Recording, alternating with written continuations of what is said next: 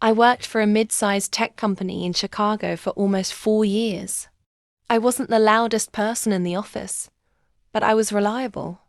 I stayed late, trained new hires, and even fixed problems outside my job description. Everyone assumed I'd get promoted team lead after my manager hinted at it for months. Then, during the quarterly meeting, my boss smiled and announced that his favorite employee, Tyler, was getting the promotion instead. I was happy, thinking I would get a promotion today. But upon hearing this news, all that joy vanished instantly. Tyler had been with the company for less than a year. Seeing Tyler happy made a fire rage within me. I was furious, but I kept my mouth shut. A week later, one of my coworkers accidentally forwarded me an email chain that wasn't meant for me. Buried in the replies was a message from my boss saying, "Don't worry about promoting Ope. He does too much actual work. If he moves up, we'll need to replace him." That sentence changed everything. I didn't confront him. I didn't argue. Instead, I started documenting everything.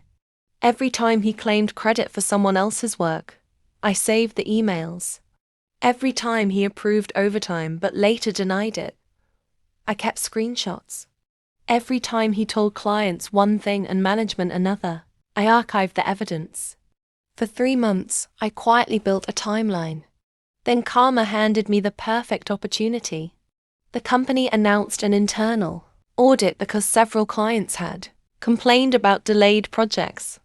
Senior executives wanted explanations. My boss panicked.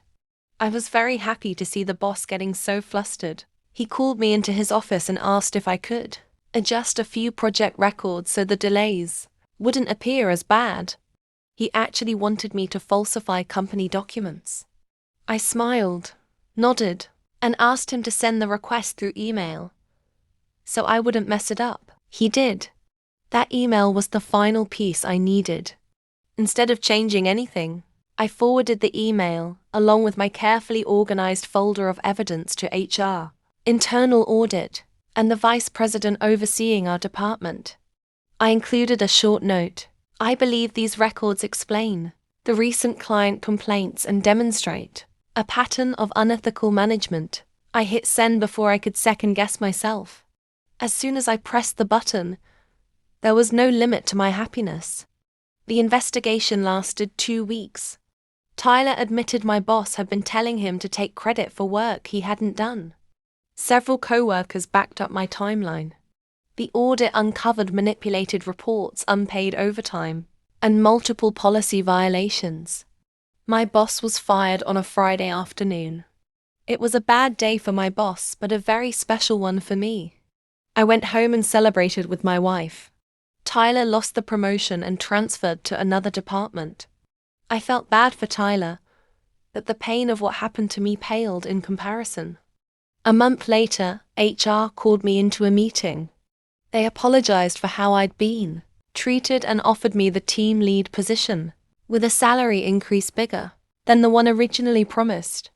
The funniest part? After my former boss updated his LinkedIn profile saying he had left to pursue new opportunities, dozens of ex-employees started commenting, with stories that sounded exactly like mine. Turns out, I wasn't his first victim. I was just the first one who kept receipts. And finally, I want to say that one must speak up for one's rights. If you cannot speak up, then work for yourself quietly, just as I did.